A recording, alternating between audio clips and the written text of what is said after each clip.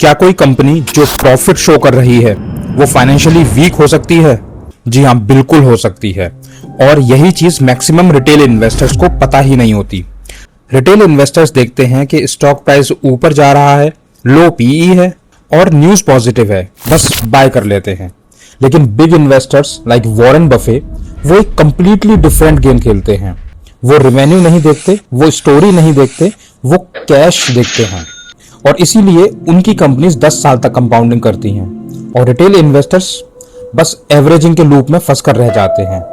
Yes bank, Paytm, Vodafone idea सबने growth story बेची, but reality में कैश फ्लो वीक था। आज मैं आपको ऐसे 3 रेशियोज बताऊंगा जो किसी भी बिजनेस की असली क्वालिटी पहचानने में बहुत इंपॉर्टेंट रोल प्ले करेंगे। एफसीएफ मार्जिन, पीई रेशियो और FCF yield. So the first one is free cash flow margin, FCF margin. नाम कॉम्प्लिकेटेड है बट कॉन्सेप्ट बहुत ही सिंपल और पावरफुल है।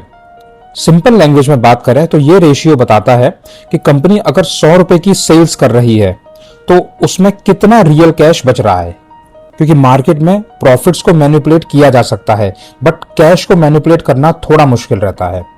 एक रियल लाइफ एग्जांपल लेते हैं रेस्टोरेंट का, जहां पर के कस्टमर्स फुल हैं, इंस्टाग्राम पे भी हाइप फुल बनी हुई है, रेवेन्यू अच्छा खासा जनरेट हो रहा है, लेकिन rent, salary, maintenance, raw material के बाद में कैश लगभग 0 रहता है। तो बिजनेस आउटसाइड से तो बहुत बढ़िया लग रहा है लेकिन अंदर से वीक है। और एग्जैक्टली यही प्रॉब्लम बहुत सारी कंपनीज में होती है, स्पेशली फैंसी ग्रोथ कंपनीज में। अगर कोई company consistently high cash flow generate कर रही है, दैट मीन्स बिजनेस पावरफुल है, एफिशिएंट है, स्ट्रांग है।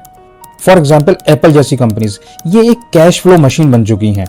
ये कंपनीज रेवेन्यू ही जनरेट नहीं करती बल्कि कैश भी अच्छा खासा जनरेट करती हैं। अब आते हैं सेकंड रेशियो पर, सबसे फेमस लेकिन सबसे मिसअंडरस्टूड रेशियो, पीई रेशियो। हर बिगिनर इन्वेस्टर ने इसका नाम सुना होता है लेकिन मैक्सिमम लोग इसे गलत तरीके से यूज करते हैं।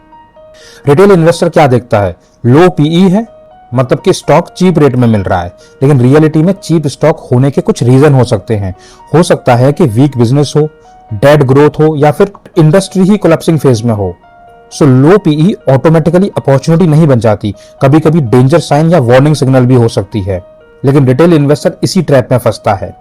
पीई बेसिकली बताता है कि मार्केट कंपनी के 1 रुपए की अर्निंग के लिए कितना पे करने को रेडी है।